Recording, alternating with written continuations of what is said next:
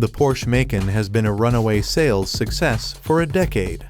The smaller Porsche crossover offers an exceptional driving experience in an unlikely package, making the Macan an 800,000 example standout in a key segment.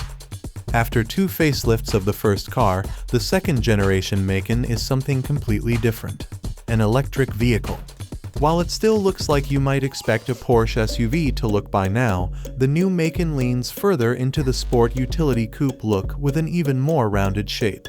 Taken like daytime running lights atop a separate main headlight module lower on the front bumper accentuate an egg-like look, which will be more controversial than the more conventionally appealing first-generation Macan.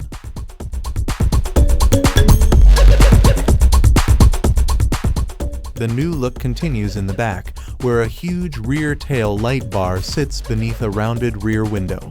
Buyers may be turned off by the shape, but the slick's 25 drag coefficient contributes to a previously announced WLTP cycle range of 311 miles.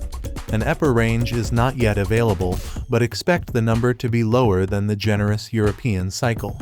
The new 2025 Porsche Macan looks a lot like the new Panamera and new Cayenne with both a central and passenger display. A 12.6-inch curved central driver's display and 10.9-inch central display are standard, while the 10.6-inch passenger display is an option.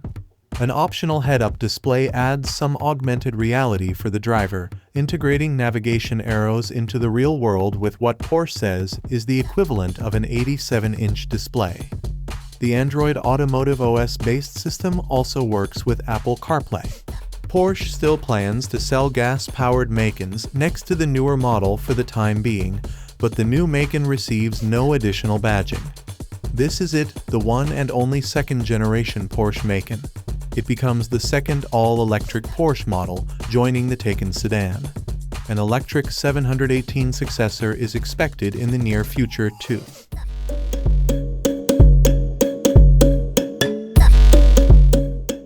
As with the Taycan, performance remains a core tenet in the all-electric Macan. The fastest trim level announced today, the dual-motor Macan Turbo, produces peak outputs of 630 HP and 833 lb-ft of torque.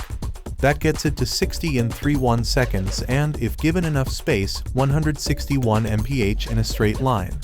The Macan 4, a lesser dual-motor variant also debuting today, packs comparable power to the gas-powered Macan GTS at 402 HP and 479 lb-ft of torque. That model gets to 60 in 4.9 seconds and tops out at 136 mph. Both models are all-wheel drive. Performance options include previously announced rear axle steering, which can shift the rear wheels by 5 degrees when necessary.